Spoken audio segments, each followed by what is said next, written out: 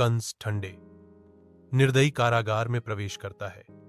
उसकी उपस्थिति अंदर मौजूद सभी पर एक छाया डालती है। देव की दर्द से तड़प रही है, उसकी प्रसव पीड़ा उसकी कोठरी की पत्थर की दीवारों में गूंज रही है। एक याददाश्त दिमाग में कौंधती है। कंस अत्याचारी, उसका चेहरा क्रूरता का मुखौटा था, क्योंकि उसने निर्दोषों की जान ली। मारे गए बच्चों की स्पेक्ट्रल छवियां देवकी की दुर्दशा की कठोर वास्तविकता को परेशान करती हैं। प्रत्येक कंस की क्रूरता का प्रमाण है। कंस की भयावह घोषणा पीड़ा को चीरती है। कोई भी बच्चा मुझसे बच नहीं सकता।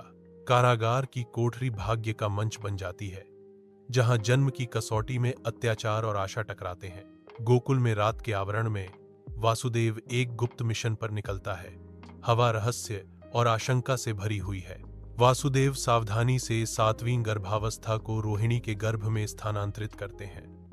हर हरकत जानबूझकर की जाती है, जो कंस की पहुंच के डर से छाया हुआ है।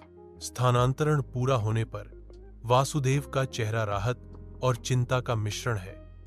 वह जानता है कि बच्चा सुरक्षित रहेगा। वासुदेव धीमी आवाज में कहते हैं, यह बच्चा सुरक्षित रहेगा। कंस के भय से दूर उनके चारों ओर का अंधेरा सुनता हुआ प्रतीत होता है।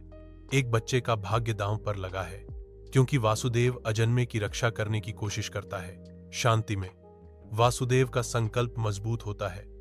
कंस के आसन्न खतरे से इस बच्चे की रक्षा करने का एक मौन वादा।